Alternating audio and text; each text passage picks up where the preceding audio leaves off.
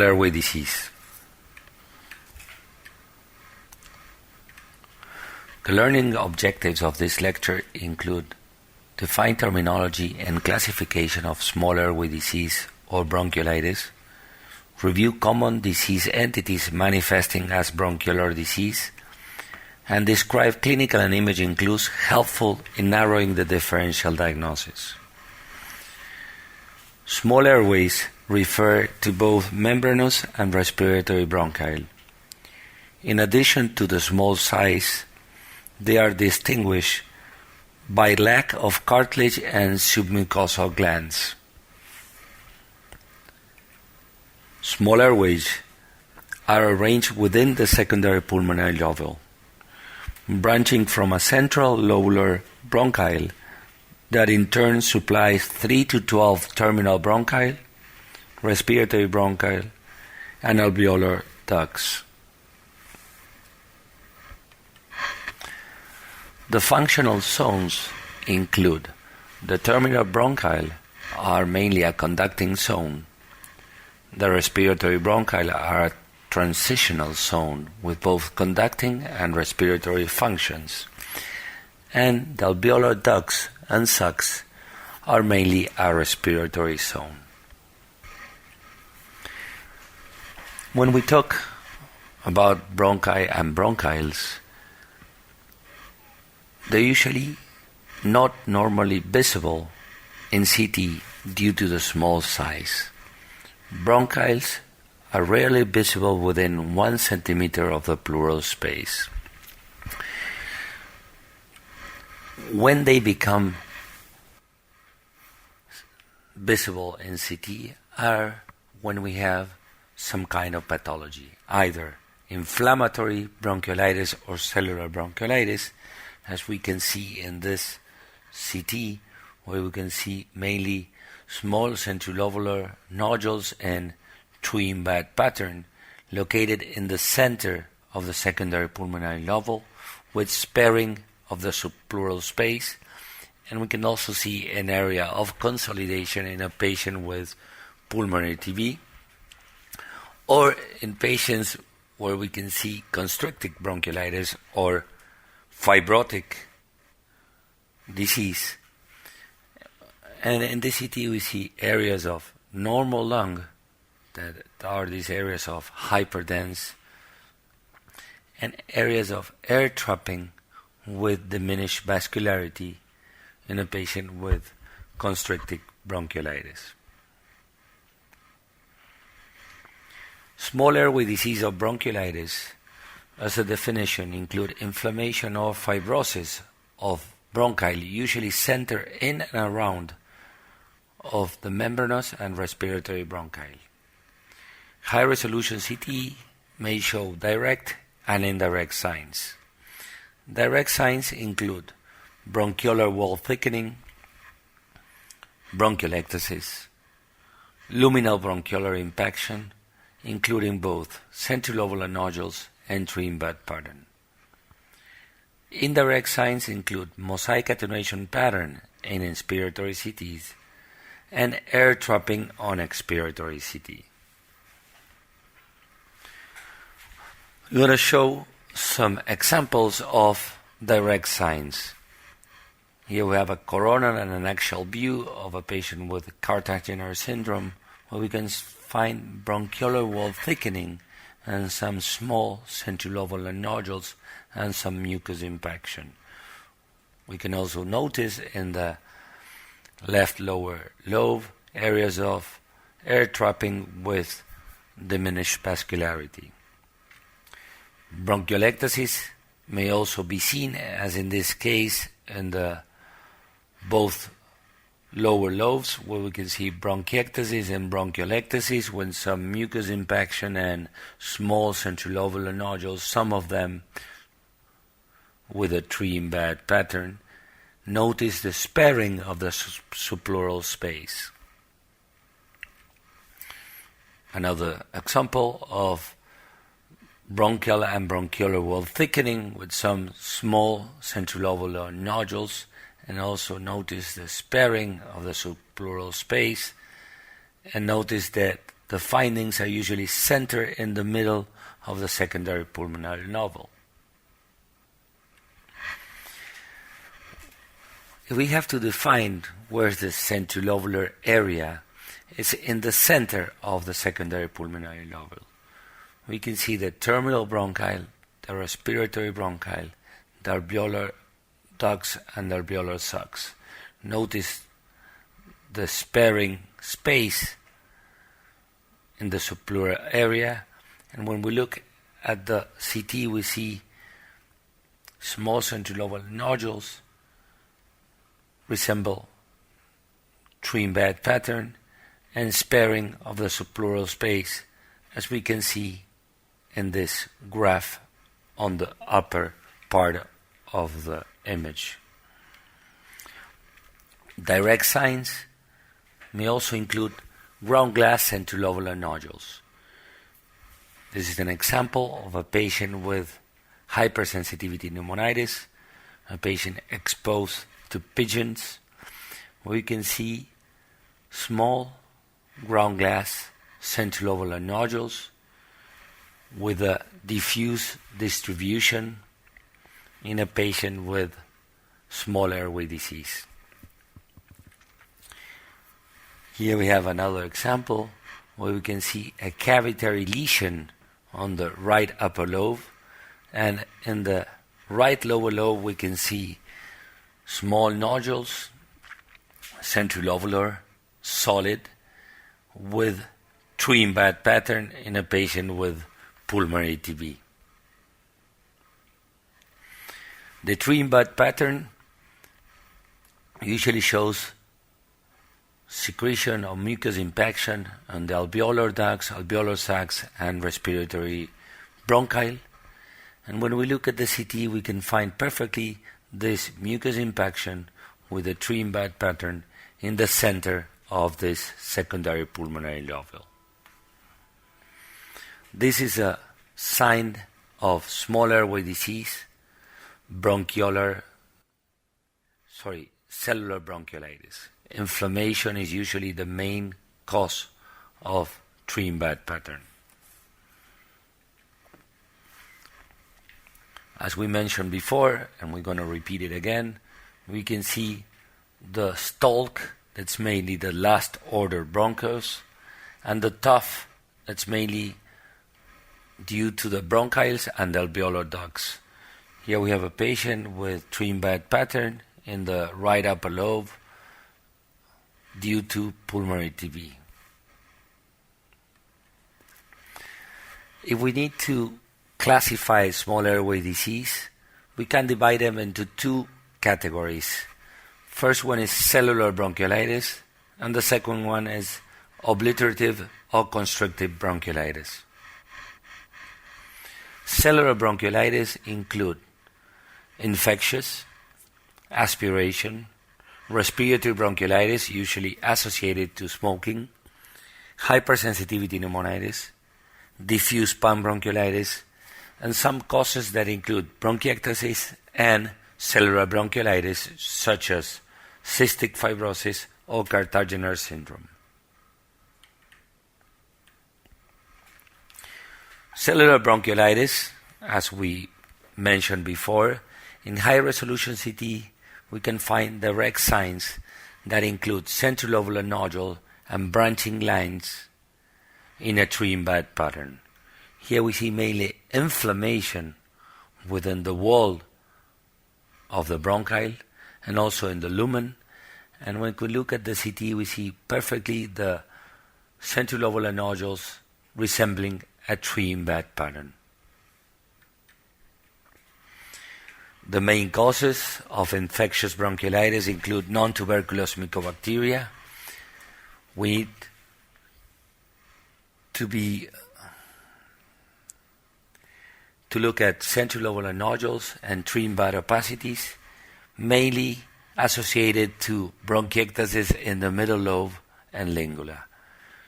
This is a patient with non-tuberculous mycobacteria that has small centrilobular nodules, some of them resembling a tree-in-bed pattern, associated to bronchiectasis in the lingula and in the middle lobe, in a woman of 60 years old.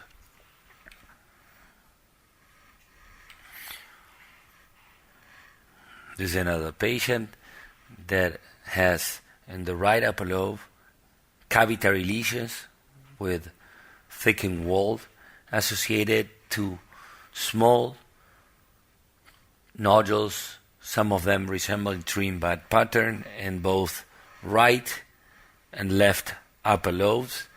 And we can also see findings of cellular bronchiolitis in the in the upper segments of the lower lobes. Another case of pulmonary TB, we can see cavitary lesions in both the upper lobes and the upper segment of the lower lobe in association to small centrilobular nodules, some of them resembling a tree-in-bud pattern. Some viruses, such as adenovirus, also may show small centrilobular nodules or tree-in-bud pattern. Usually, most of these cases of virus occur in young population, and these patients usually are mainly diagnosed by clinical approach and X-rays. Aspirative bronchiolitis is also an important cause of cellular bronchiolitis. Predisposing factors include chronic inflammatory reaction, esophageal disorders, neurologic defects, and chronic illness.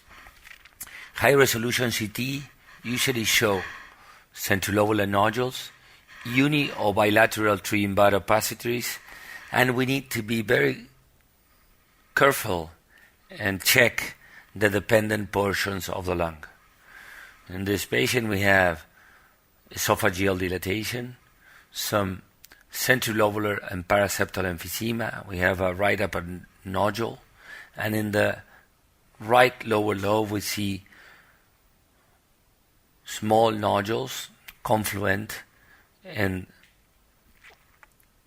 a patient with aspiratory bronchiolitis. Diffuse panbronchiolitis is an idiopathic disease that mainly is a xenobronchial syndrome. In the first stage of this disease, we can find mainly centrilobular nodules and tree-in-bud opacities as the ones shown in the image seen.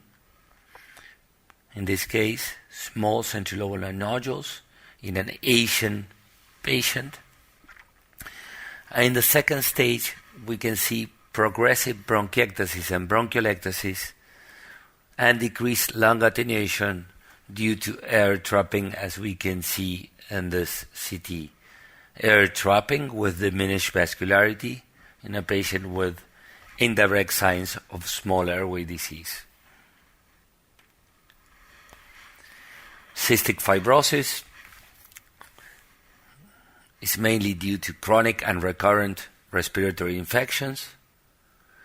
And we can see cylindrical bronchiectasis, usually predominant in the upper lobes, as we see in this patient, bronchiectasis with mucus impaction and some small nodules, centrilobular, some of them resembling tree-in-bud pattern.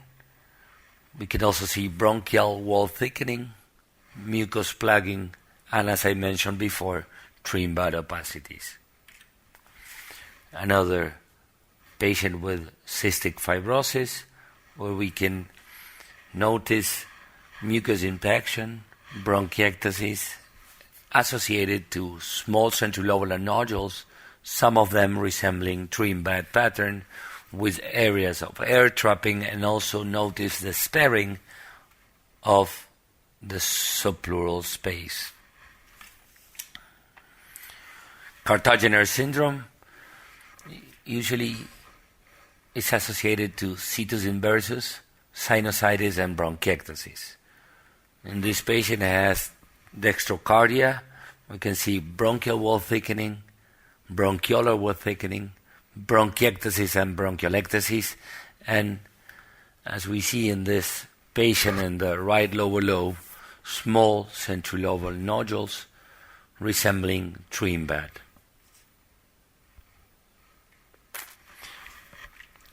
Another important sign of cellular bronchiolitis, a direct sign, include centrilobular nodules. It is a patient with hypersensitivity pneumonitis, subacute or non-fibrotic, that shows diffuse, poorly defined centrilobular ground glass opacities or nodules, and notice the sparing of the subpleural space. The main differential diagnosis is hypersensitivity pneumonitis and respiratory bronchiolitis. Hypersensitivity pneumonitis is an immunological disorder due to inhaled organic and inorganic antigens, and patients usually manifest with dyspnea, cough, and malaise. CT show centrilobular ground glass nodules, patchy or diffuse ground glass opacities, and expiratory air trapping. Notice that cysts can also be seen in patients with hypersensitivity pneumonitis. In this CT, we see small centrilobular ground glass opacities, and we see a cyst in the right upper lobe. Patient presenting with patchy areas of Mosaic attenuation, with areas of ground glass opacities that are confluent, and areas of diminished attenuation. The patient had a history of 60 pigeons in her house, and when we performed the CT, we noticed that in the respiratory CT, those patchy areas of ground glass opacities, when we look at them carefully, were small centrilobular nodules of ground glass opacities in a diffuse distribution. We perform expiratory CT and we see mainly areas of air trapping in both lungs in a patient with hypersensitivity pneumonitis. Respiratory bronchiolitis, usually associated with smokers, more than 30 pack years, and most of them present with restrictive function. In patients smokers, we can see in the upper lobes small centrilobular ground glass opacities, some of them patchy or diffuse. We can also see in this patient small areas of emphysema in a patient with respiratory bronchiolitis associated to smoking. Another patient where we can see areas of ground glass opacities, mainly with a centrilobular distribution, some of them acquiring a more patchy distribution with an upper lobe predominance in a patient with respiratory bronchiolitis. Another patient where you can perfectly see the small centrilobular ground glass nodules with an upper lobe predominance in a patient also with paraseptal emphysema and smoker. We can also see areas of centrilobular emphysema in a patient with respiratory bronchiolitis. Follicular bronchiolitis is more unusual. This is a case courtesy of David Lynch. They usually are associated with Sjögren, rheumatoid arthritis, and immunodeficiency. High-resolution CT shows centrilobular and peribronchial nodules, and we can also see mild bronchiolar dilation and bronchiolar wall thickening.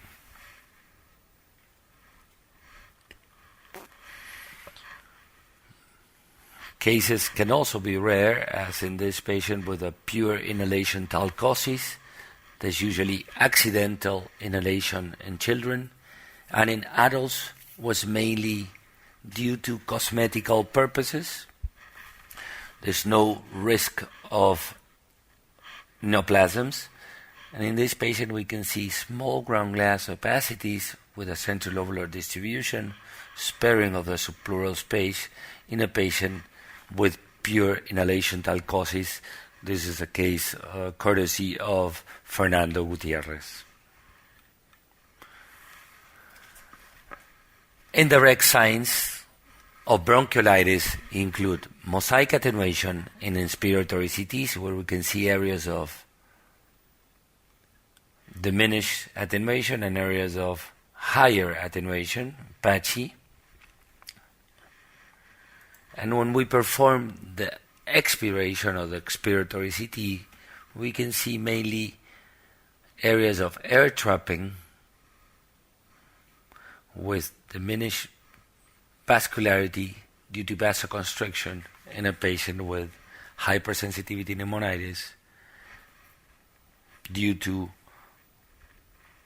hot tub lung syndrome with non-tuberculous mycobacteria. Constrictive orbitary bronchiolitis main causes include infection, can either be viral, bacterial, mycoplasma, toxic fume inhalation, collagen vascular disorders, mainly rheumatoid arthritis, chronic lung transplant rejection, chronic graft versus host disease, and idiopathic causes.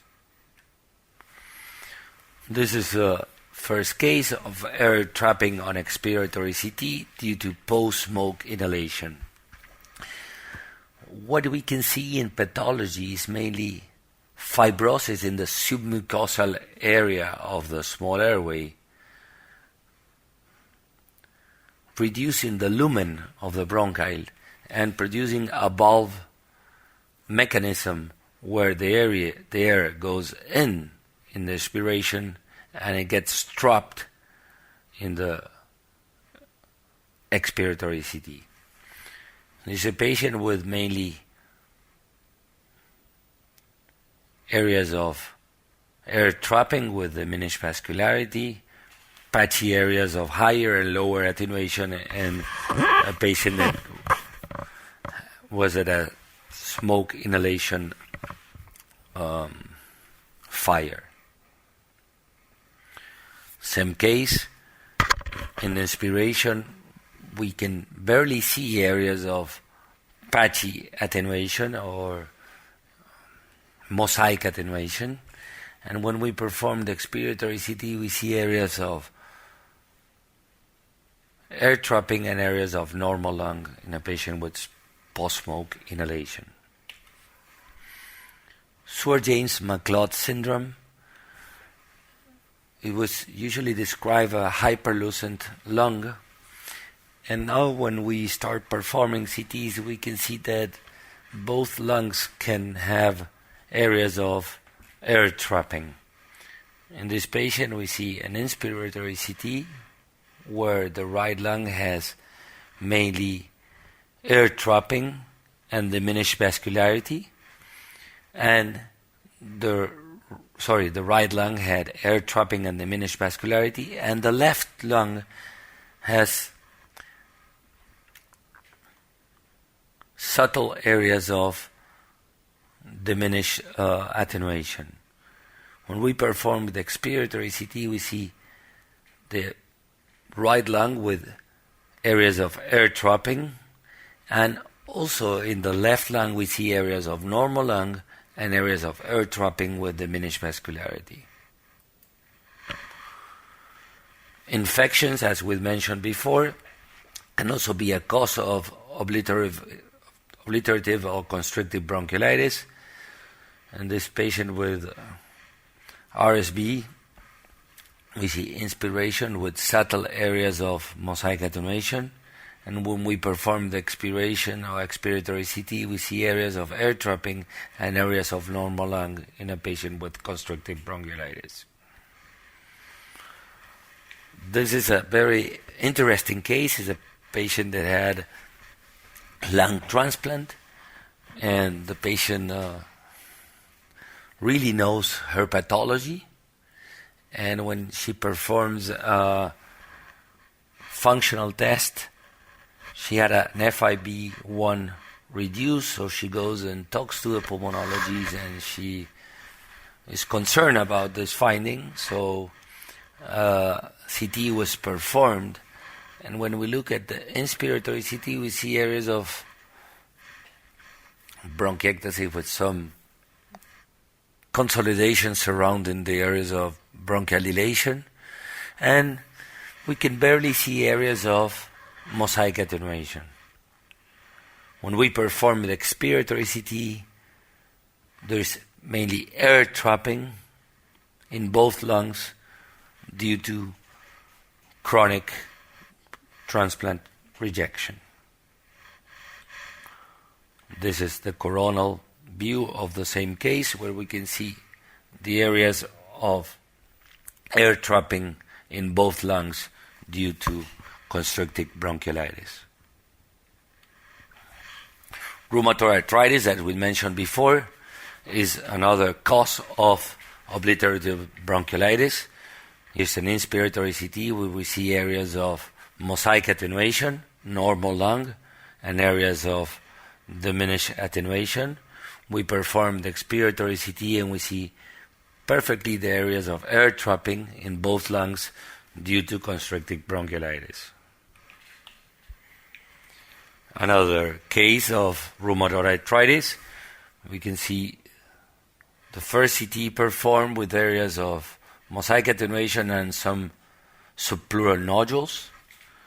When the patient was treated, we see resolution of these subpleural nodules, and the expiratory CT shows perfectly areas of air trapping in a patient with rheumatoid arthritis.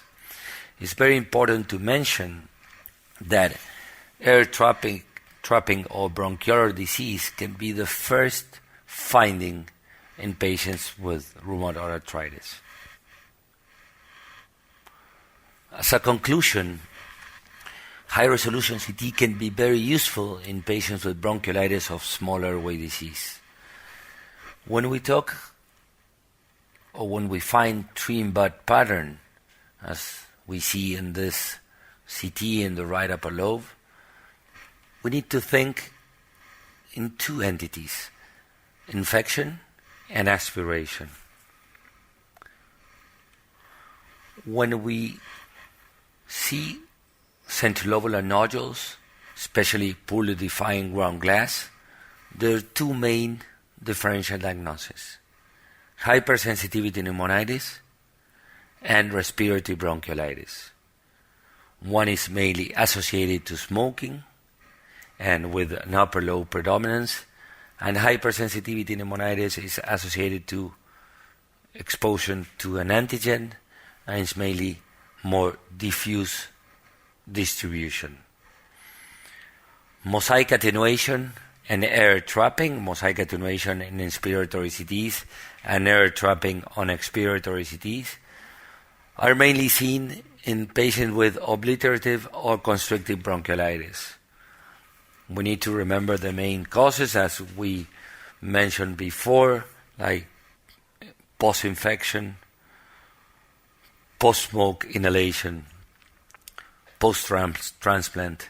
Those are the main causes. And we can also see air trapping in patients with hypersensitivity pneumonitis, both in the non-fibrotic and fibrotic stage.